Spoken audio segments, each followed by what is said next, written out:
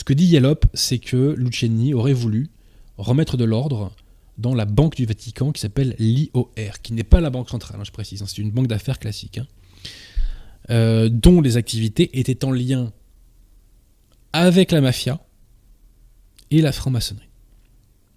Permettez-moi de vous détailler tout ça, c'est intéressant. En 1929, par les accords du Latran, est créé l'État du Vatican.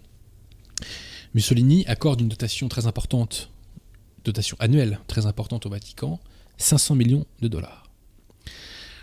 À cette somme s'ajoutera en 1933, suite au concordat avec l'Allemagne, l'argent des contribuables allemands. Et Mussolini va accepter que les investissements du Vatican en Italie soient exonérés de l'impôt sur les dividendes. Donc on a une manne financière énorme à gérer, et pour ça on crée ce qu'on appelle l'administration spéciale, je crois. Est-ce que j'ai ça sous les yeux ? Bon, j'ai plus le nom exact de l'administration. Si, administration spéciale. Et le Vatican va devenir quasiment un paradis fiscal. Un paradis fiscal en plein cœur de l'Italie. Bon. Donc, cette manne financière gigantesque est créée, on crée cette administration fiscale pour la gérer, et en 1942, cette administration spéciale va se transformer en IOR, donc l'Institut pour les œuvres religieuses, mais qui est en réalité une banque classique.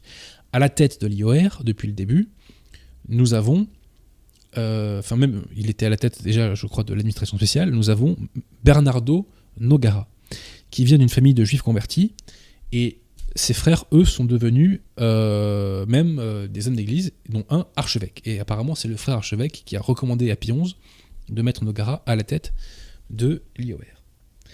Donc il semblerait que Nogara soit un financier de génie et qu'il ait vraiment multiplié par 10 la somme initiale qui lui était confiée. Mais il l'a fait notamment en allant sur des marchés qui sont contraires, je dirais, à la morale de l'Église. En 67-68, l'État italien va vouloir revenir sur le privilège fiscal accordé par Mussolini relatif à l'exonération des impôts sur les dividendes. Donc le Vatican conciliaire va vouloir transférer ses capitaux aux États-Unis pour échapper à la fiscalité. L'abbé de Nantes note à juste titre ceci: l'énorme évasion des capitaux saintement décidée par Paul VI eut donc lieu dans des conditions satisfaisantes, tandis que le même pape stigmatise de tels agissements chez les autres dans son encyclique Populorum Progressio. C'est la parole vécue de la paille et de la poutre.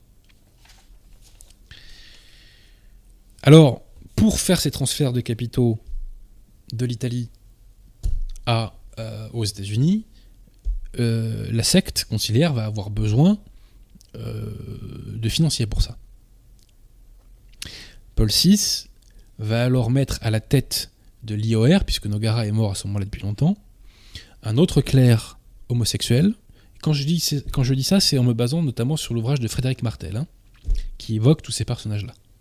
Donc un autre clerc homosexuel, qui est le père Marcinkus, qui sera plus tard Monseigneur Marcinkus, et qui est un ami de l'autre secrétaire homosexuel de Paul VI, Pasquale Macchi. Et Marcinkus, qui est donc un évêque américain d'origine lituanienne qui vient de Chicago, donc de la région d'Al Capone, amène avec lui un autre personnage qui traînait déjà dans l'entourage de Paul VI, qui est Michele Sindona. Michele Sindona était un homme d'affaires, franc-maçon, qui avait la légère particularité de blanchir l'argent du trafic de drogue. Donc Paul VI, si vous voulez, n'a absolument pas de chance. Quand il recherche des secrétaires, il tombe sur des homosexuels, et quand il cherche des hommes d'affaires, il tombe sur des mafieux francs-maçons. Quelle malchance! Tout ça est vraiment le fruit d'un terrible hasard. Il a vraiment pas de chance. Heureusement qu'il n'a pas joué au loto, ce cher Paul VI. Il aurait perdu ses sous. Et je précise qu'en 71, Roberto Calvi, donc un autre homme d'affaires franc-maçon, est présenté à Marcinkus. Calvi et Sindona appartiennent à une loge qui s'appelle la loge P2, qui est contrôlée par un personnage très original qui s'appelle Lucio Gelli. Et donc l'IOR, donc la Banque du Vatican, va magouiller va faire des magouilles financières avec la franc-maçonnerie et la mafia. Par exemple, il y avait la Banque catholique de Venise, qui était détenue à 53% par l'IOR. La Banque Ambrosiano, gérée par Roberto Calvi, donc franc-maçon mafieux, va racheter cette banque parce que l'IOR va donner son feu vert. David Diallo donne d'autres exemples. Il évoque par exemple que parfois la Banque Ambrosiano voulait acheter par exemple telle banque ou telle société, mais ne pouvait pas le faire frontalement. Donc c'est le Vatican qui allait acheter l'IOR qui allait acheter les actions de la boîte en question.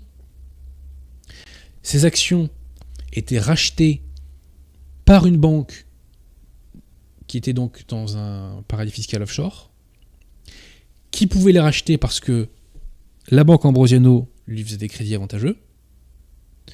Une autre société allait ensuite racheter les parts à cette banque, et ensuite une autre banque de Roberto Calvi rachetait les parts de la boîte qu'il voulait initialement prendre.